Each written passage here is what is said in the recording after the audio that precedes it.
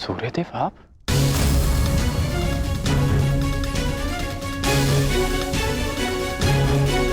बड़ी बात। कल्याण हो पुत्र।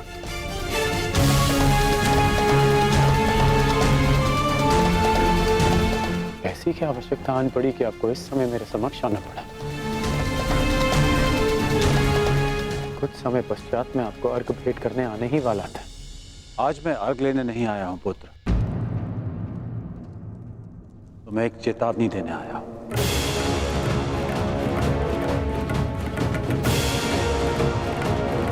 और वो ये, तुम कल प्रातःकाल मुझे अर्घ भेंट करने मत आना। और यदि तुम मुझे अर्घ भेंट करने आए तो तुम अपना सर्वस्व खो बैठोगे।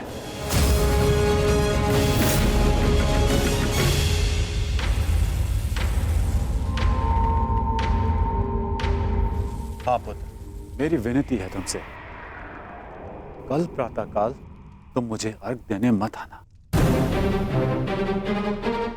तो मैं तो आपको बचपन से अर्घ देते आया हूं। तो आज अचानक ऐसा क्या हो गया कि आप मुझे अर्घ देने से रोक रहे हैं? तुम्हारा वचन पुत्र, तुमने प्रतिज्ञा ली है, सूर्य को अर्घ देते समय यदि कोई भी तुमसे कुछ भी मांगेगा तो वो तुम उसे दान में दे दोगे। कल का अर्घ तुम्हें कुछ ऐसा दान देने पर विवश कर देगा जिससे तुम मेरा दिया हुआ आशीर्वाद सदैव के लिए खो बैठोगे। देवराज इंद्र ने तुम्हें परास्त करने के लिए षड्यंत्र रचा है। वो कल प्रातःकाल तुमसे दान मांगने आएंगे और दान में वो तुमसे कवच और कुंडल मांगे।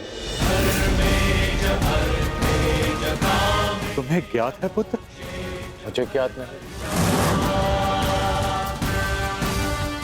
परंतु आपको चिंतित देख के आभास हो गया। और यदि स्वयं मेरे पिताश्री मुझे चेतावनी देने आए हैं कि इंद्रदेव मुझसे दान मांगने आएंगे, तो इसका सीधा संबंध अर्जुन से होता है। इंद्रदेव का पुत्र अर्जुन। और उसमें कोई बुराई भी नहीं, क्योंकि हर पिता अपने पुत्र की भलाई चाहता है। यदि इतना समझते हो तो यह भी समझ लो पुत्र कि यह पिता भी यही चाहता है कि उसके पुत्र के साथ कोई अन्याय ना हो, कोई छल ना हो। मेरी विनती है तुमसे, कल प्रातःकाल मुझे अर्घ देने मत आना। पहले भी मैं तुम्हारे साथ बहुत अन्याय कर चुका हूं पुत्र, परंतु अब और अन्याय नहीं। कहो पुत्र, अपने पिता की बात मानोगे? कल प्रातःकाल अर्घ देने नहीं आओगे ना? मुझे उत्तर दो पुत्र, मुझे उत्तर दो। प्रश्न उत्तर का समय नहीं बचा है। मनुष्य का कर्म उसके हर प्रश्न और उत्तर से बड़ा होता है। और अब आपके कर्म का समय हो गया है। अंधकार में डूबे समस्त संसार को आपको प्रकाश देना है। आप अपना कर्म और धर्म निभाइए और मैं अपना कर्म और धर्म निभाऊंगा। बस आपसे एक प्रार्थना है कि अब ये अन्याय मत होने दीजिएगा कि संसार कहे कि कर्ण ने अपने जन्मदाता को अपना धर्म करने से रोक दिया।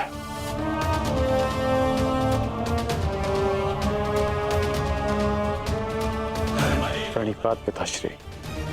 मुझे आशा है पुत्र, तुम मेरी विनती स्वीकार कर। कल्याण हो तुम्हारा।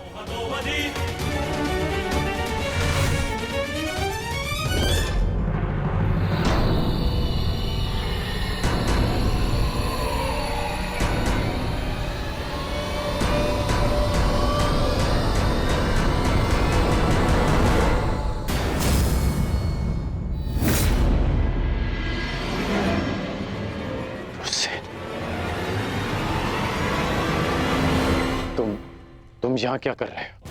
मैंने सब सुन लिया।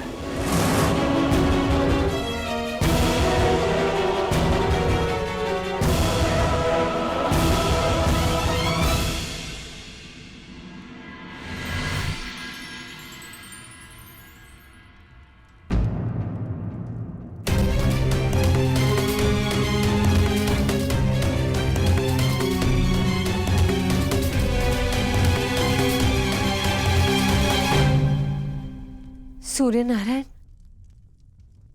आप यहाँ? इस प्रकार यहां आने के लिए मैं आपसे क्षमा चाहता हूं, परंतु पुत्र कर्ण पर बहुत बड़ा संकट आने वाला है। उसे सावधान करना होगा।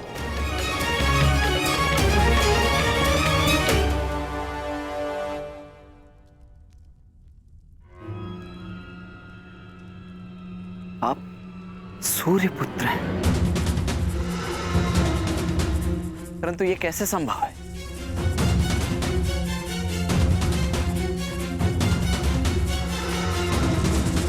मेरे जन्म से पूर्व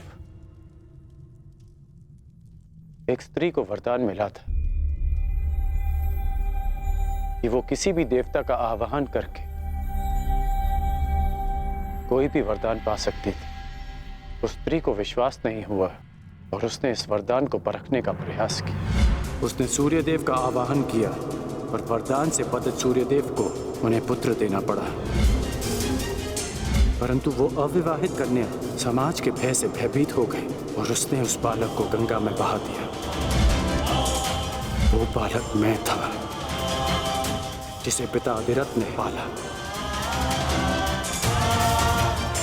सूर्यदेव के आशीर्वाद के रूप में मुझे कवच और कुंडल मिले, जो अब इंद्रदेव छीन लेना चाहते हैं अपने पुत्र अर्जुन के लिए। सूर्यदेव मुझे यही समझाने आए थे कि मैं इंद्रदेव को कल दान ना दूं। अर्थात आज आप अर्घ देने नहीं जा रहे?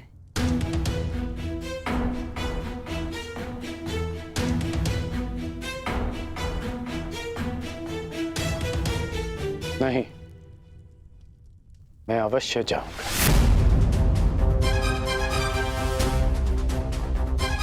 क्यों? मैं आपको ऐसा नहीं करने दूंगा।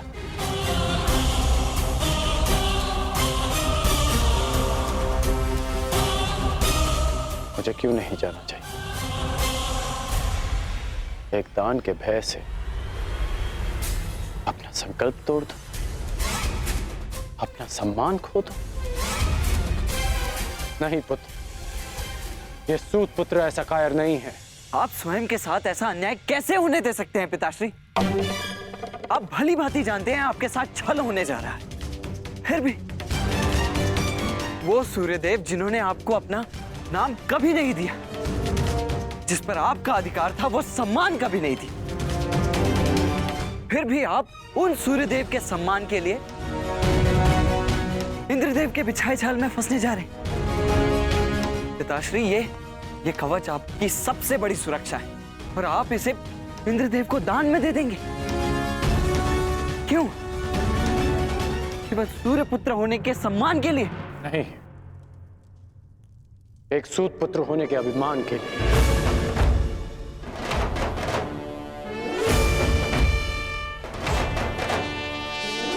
मैं आज भी एक सूत पुत्र हूं।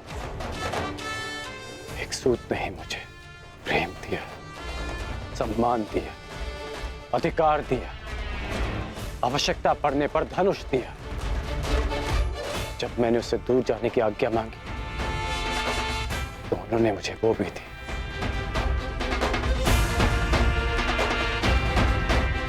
तुमने ठीक कहा पुत्र कि जिन सूर्यदेव ने मुझे मेरा नाम, मेरा सम्मान नहीं दिया, मैं उनके एक उपहार के लिए ऋणी क्यों रहूं? पुत्र, तुमने पूर्णतः अपने पिता को नहीं पहचाना। मैं अपनी सुरक्षा के लिए कवच और कुंडल पर निर्भर नहीं।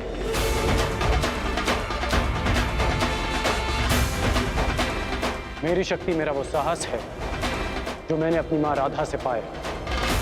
मेरी शक्ति मेरा वो विश्वास है जो मैंने अपने पिता अधिरथ से पाया। मेरी शक्ति वो तिरस्कार है जो मैंने समाज से पाया। इस राधेकरण के कौशल और योग्यता को किसी कवच कुंडल की आवश्यकता नहीं है। परंतु पिताश्री, ये सब अन्याय है जो भी आपके साथ हो रहा है ये सब अन्याय है। कदाचित यह अन्याय है, परंतु कोई और अन्याय करे इसका अर्थ ये नहीं कि हम भी न्याय का पथ छोड़ दें। मैं अपना मार्ग चुन चुका हूं। यदि तुम्हारे मन में मेरे लिए कोई भी स्थान है, एक पिता के रूप में या एक योद्धा के रूप में, तुम इस रहस्य को रहस्य ही रखोगे। तुम्हें मेरी सौगंध है। वचन दो मुझे। पिताश्री, वो वचन दो मुझे वृषसेन।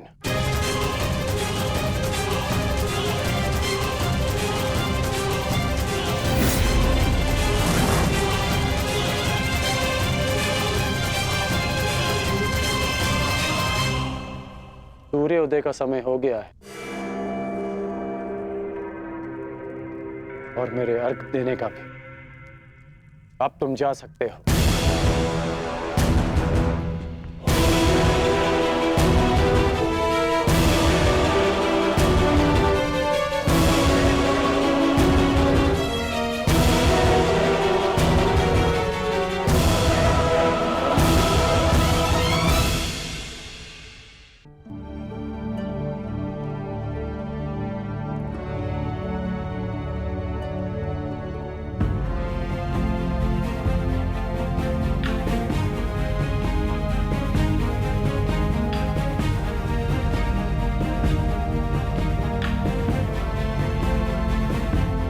क्या हुआ माता?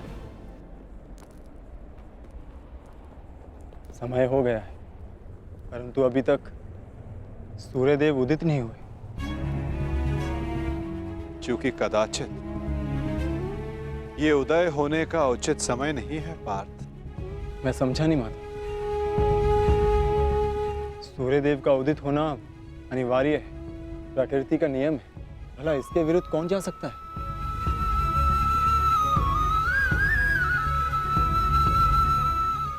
एक पिता अपनी संतान के लिए किसी के भी विरुद्ध जा सकता है पार्थ।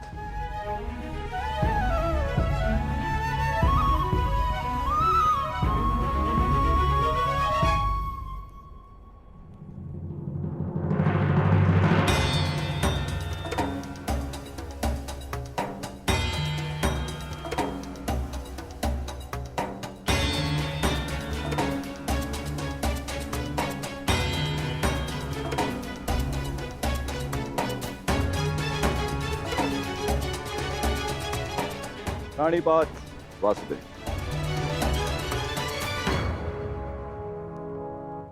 प्राणिपात गांधीवधारी अर्जुन। प्राणिपात, परंतु मैंने आपको पहचाना नहीं ब्राह्मण देव। महान व्यक्ति के पास समय ही कहां होता है किसी और से परिचित होने के लिए, परंतु महान व्यक्ति से समस्त संसार परिचित रहता है। वासुदेव का पराक्रम और अर्जुन के शौर्य से ऐसा कौन है इस संसार में जो परिचित ना हो।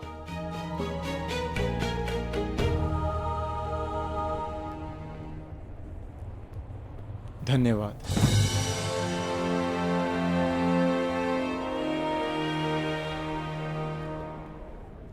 मेरा आशीर्वाद है अर्जुन, इस महाभारत के युद्ध में तुम्हारी विजय निश्चित है। तुम अपने शौर्य से अपने शत्रु पर विजय प्राप्त करो।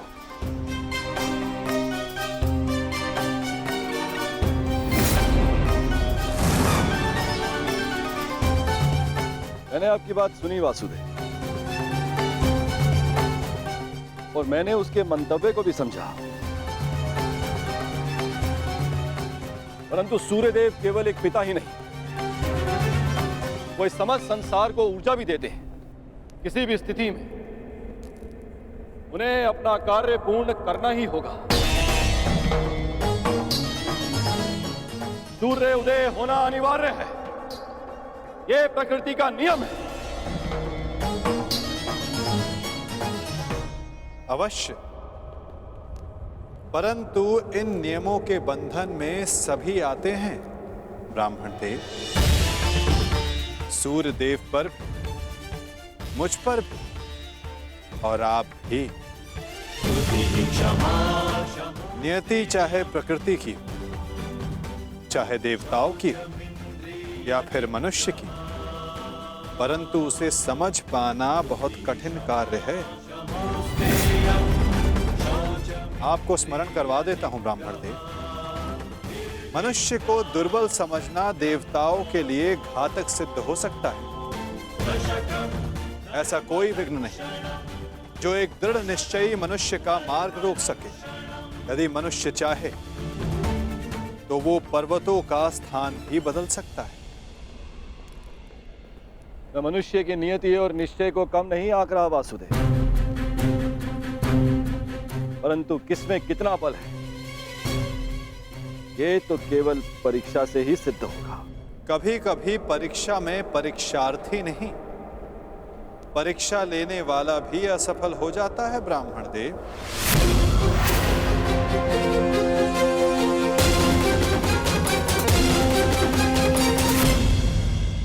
कभी कभी परीक्षा में परीक्षार्थी नहीं, परीक्षा लेने वाला भी असफल हो जाता है ब्राह्मण देव। फिर चाहे वो मनुष्य हो या देव। देवताओं का तो धर्म होता है ना वासुदेव, मनुष्य को सदैव नए नए अवसर देना।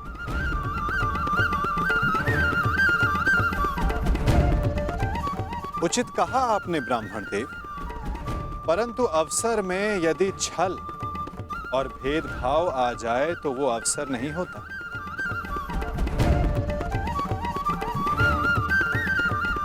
कदाचित आपको स्मरण तो होगा ही, यदि धर्म और कर्म में पक्षपात आ जाए तो धर्म धर्म नहीं होता और ना कर्म कर्म रहता है।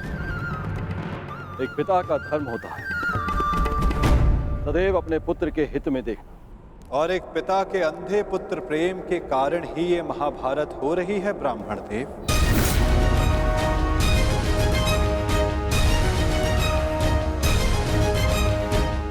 मुझे पिता से कोई लेना देना नहीं, देखना यह है कि क्या एक पुत्र अपना धर्म निभा पाता है या नहीं।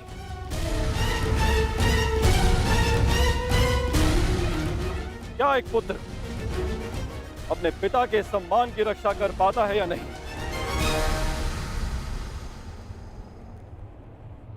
आज्ञा दें वासुदेव, मेरा प्रस्थान करने का समय हो चला है। प्राणीपात।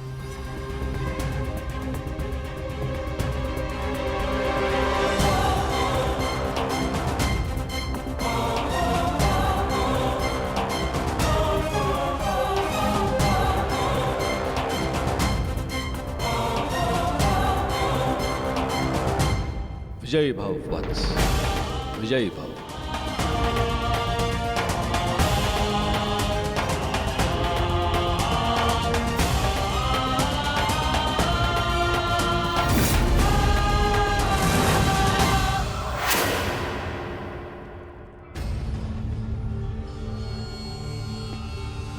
रुक जाइए पिताश्री।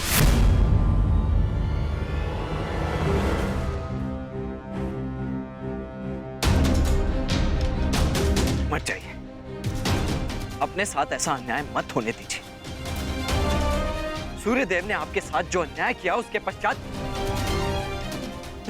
आप ऐसा कैसे कर सकते हैं? मैं ये सब इसलिए कर रहा हूं क्योंकि ये मेरा धर्म है, एक सूत का धर्म। हम सूत सदा देते आए हैं, युद्ध में सारथी बनकर सुरक्षा देते हैं, राज्य को समय पर कर देते हैं। आज एक सूर्य पुत्र के सम्मान का नहीं, एक सूत पुत्र के सम्मान का प्रश्न है। वो सूत पुत्र जिसने दान में मांगी हर वस्तु देने का वचन दिया है, आज मुझसे कोई मेरे कवच और कुंडल क्या प्राण भी मांगेगा तो मैं दे दूंगा।